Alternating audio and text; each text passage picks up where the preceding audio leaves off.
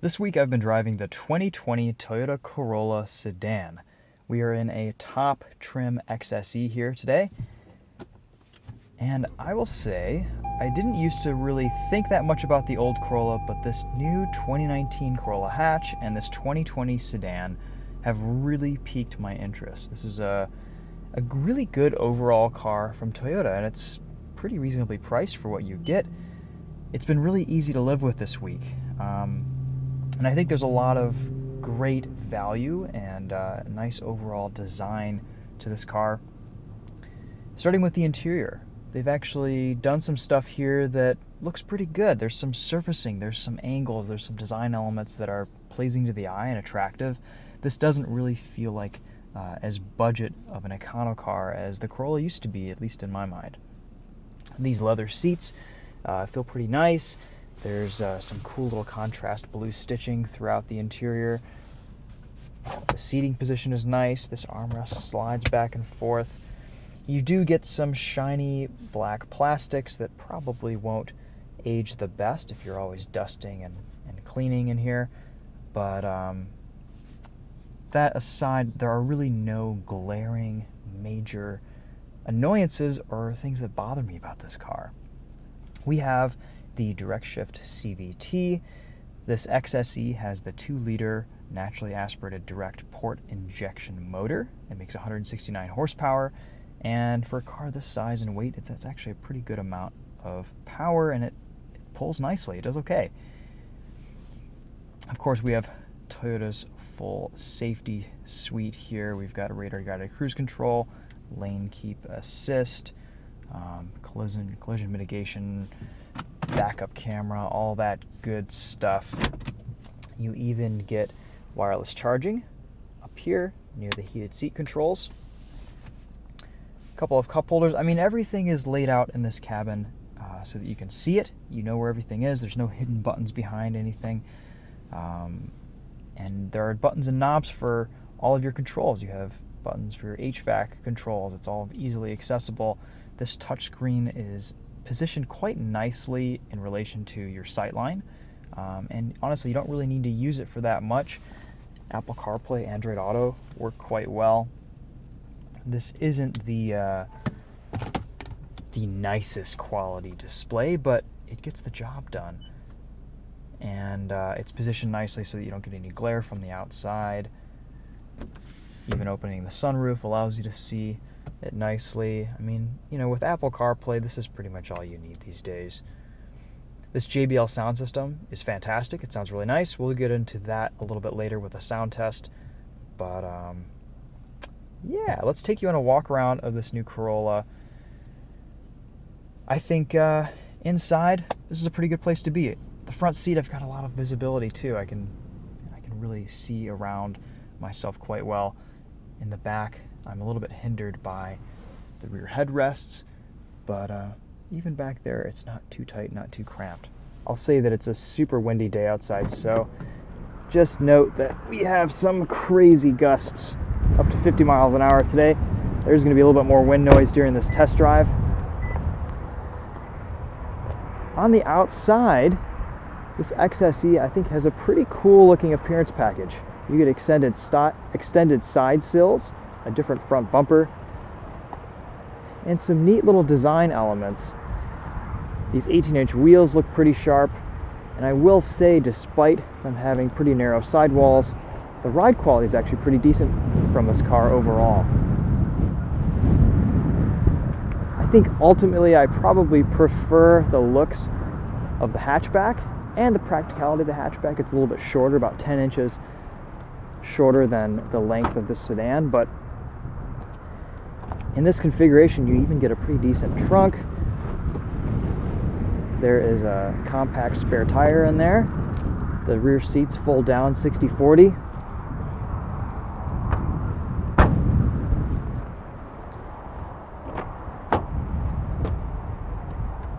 And in the back seat you have a decent amount of space. I will say it's not the easiest rear seat to get into. Ingress egress is a little bit compromised with the way the door opens and this pillar here, but I do have ample headroom, and sitting behind myself at 5'10", Legroom's pretty good too. There's even space to put my feet under the seat.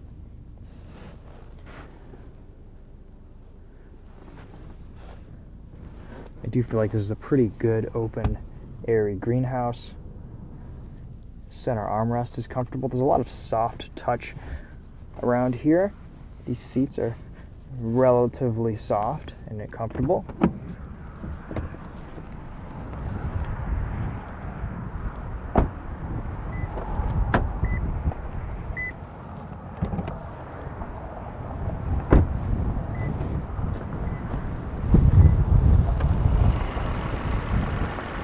There's the 2-liter, not much to see, but should be a nice and stout, reliable motor for the duration of your ownership.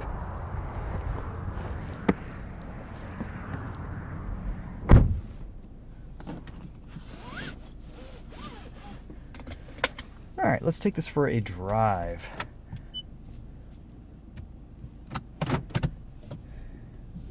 Toyota hasn't done anything too crazy here. Standing with their tradition, they've taken a formula and kind of further refined and perfected it.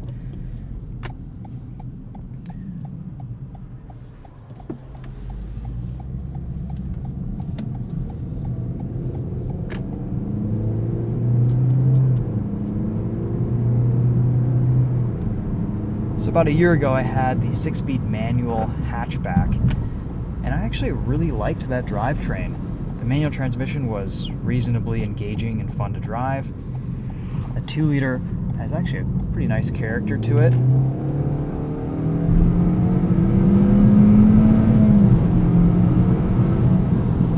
And made it to this CVT. It's actually pretty good. It's a very smooth drivetrain. You can barely tell when it does this simulated shifts. There's also a sport mode, turns the gauge cluster red, gives you a little bit more aggressive throttle, and keeps the revs a little bit higher.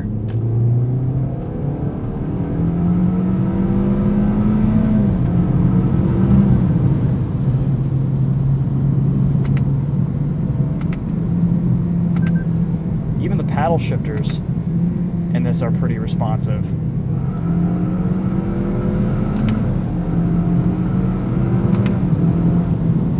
But honestly, it's a Corolla.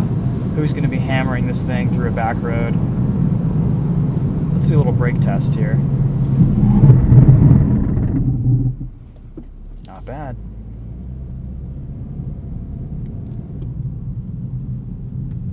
There's a lightness and a nimbleness to this Corolla that's quite satisfying to drive. But it doesn't really give up ride comfort for its handling. The front end is pretty nicely set up. There's not a lot of understeer and definitely not as much body roll as the previous Corolla sedan.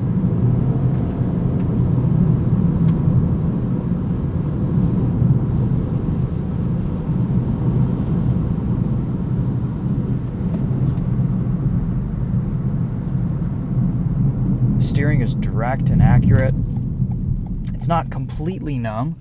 There's a little bit of feel behind the wheel.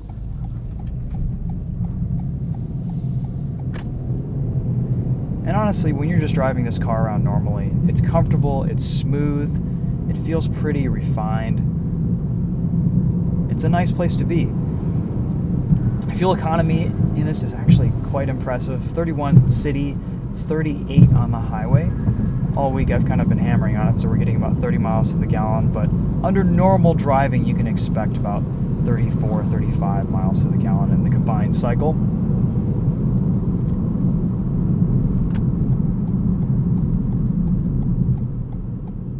The brake pedal is nice and firm, pretty linear as well and easy to modulate. And this direct shift CVT does have a mechanical first gear.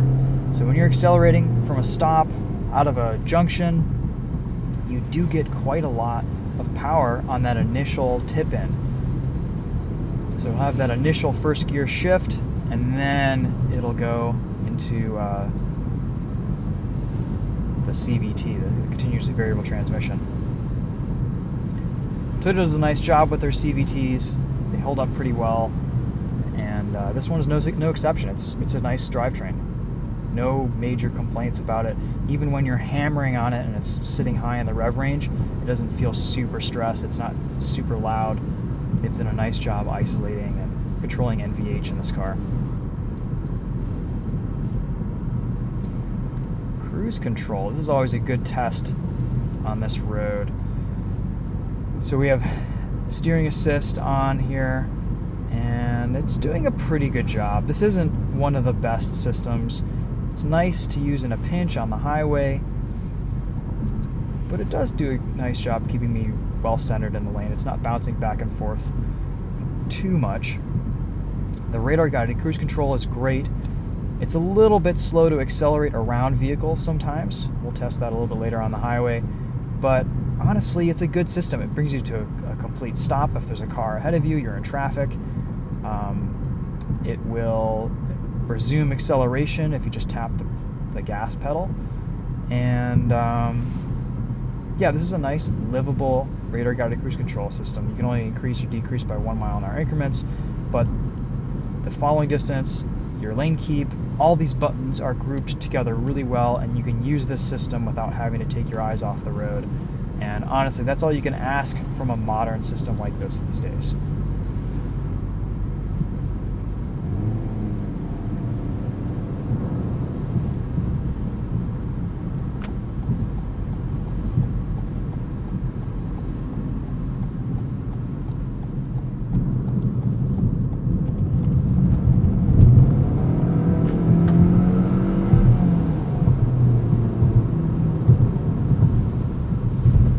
NVH in this Corolla is pretty good too. There's a little bit of noise transmitted through this bigger wheel and tire package, but honestly, it's not that bad.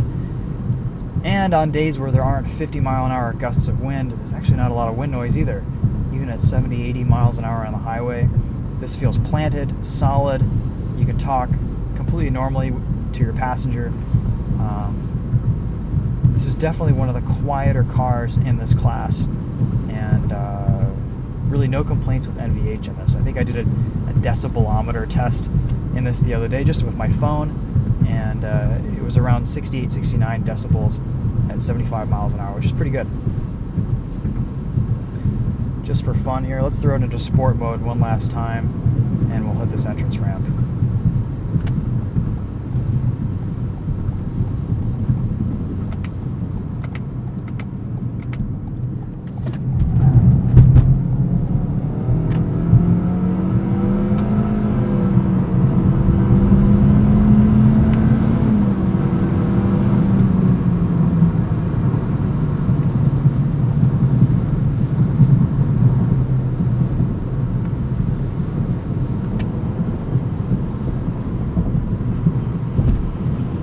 Pulls nicely. There's definitely a good amount of power here.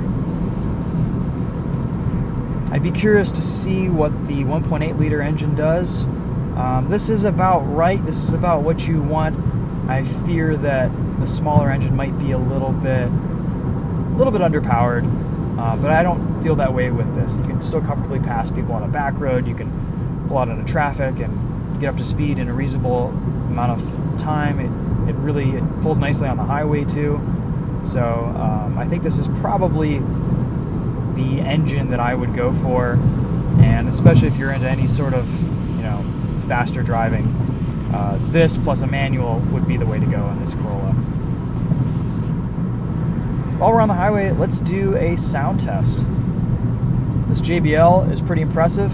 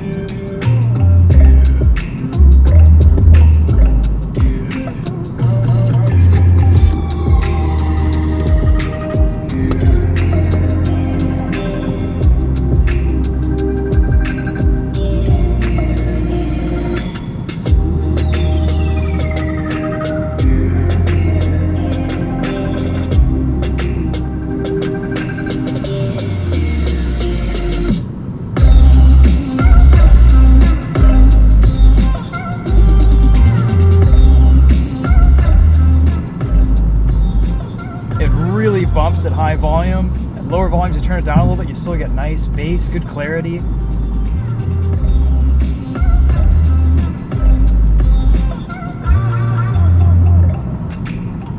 I have both volume and tuning knobs here. Not a whole lot to complain about. This is a good sound system. Police reported ahead.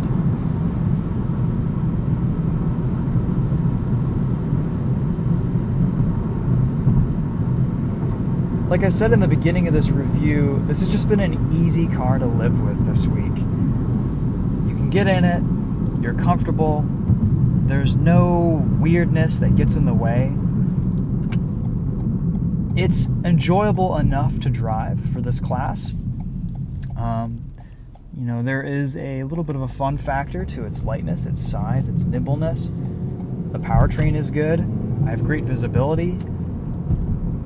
One thing that I've noticed is that you kind of have to get into a crossover or a higher riding vehicle these days to have nice greenhouse in your car just because of crash and safety standards. I don't feel like that's the case here. I feel like I can see out of this, and I don't feel as claustrophobic in the front seat as a result.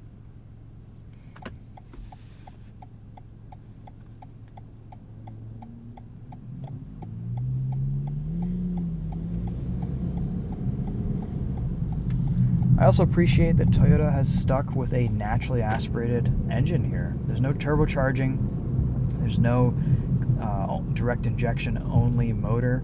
It says port injection, so you shouldn't have to worry about carbon buildup in the long term. It's just a simpler powertrain. It should last a very long time, and Corollas are known for their durability and reliability, and you can probably expect that that's the case with this car.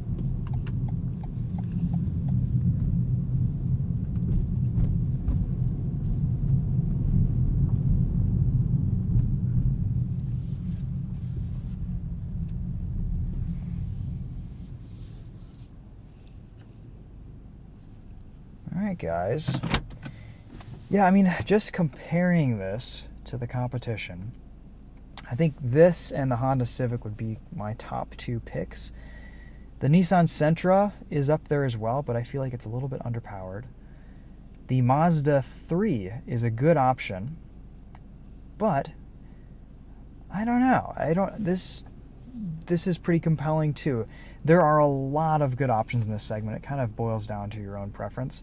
Personally, I like the Corolla XSE hatch more than this sedan, and I think that mostly boils down to the looks. It's a little bit shorter, easier to park in the city, and I have always enjoyed hatchback configurations just because of their practicality, and I always like throwing a mountain bike in the back. But honestly, you kind of can't go wrong with any of these vehicles. This is probably one of my top picks in this segment, just because it's easy and there's no weirdness here. This is a really nice overall livable daily driver. The ride quality is really good for daily use. I'd probably spec some slightly smaller wheels for mine and get a little bit more sidewall. But that said, I've never had any moments all week, even on the rough Michigan roads that we live on, where, oh, well, that was a pretty jarring bump. This soaks up the bumps really well, and it handles well, and it's relatively fun to drive too. So I think that, that pretty much sums it up for me on this Corolla. I do like this thing a lot, and I would definitely put one of these in the garage. I think this is a really nice value proposition. You can pick one of these up a year old already for about 19-20 grand, and as spec, this is about 28 fully loaded, but there are always good deals to be had out there.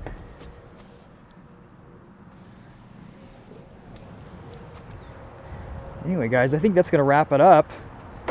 Let me know if you have any questions in the comments. I have enjoyed this Corolla this week. And of course, this is a class of car that I have always liked. There's something to be said about a lightweight, relatively affordable vehicle. This class has really started to punch above its weight in recent years, and this Corolla is a reflection of that. This is no longer the cheap rental car that it used to feel like. It's quite a nice driver now. So we'll leave it at that. Thanks for watching, guys. Let me know if you have any questions in the comments. We'll see you in the next video. Take care.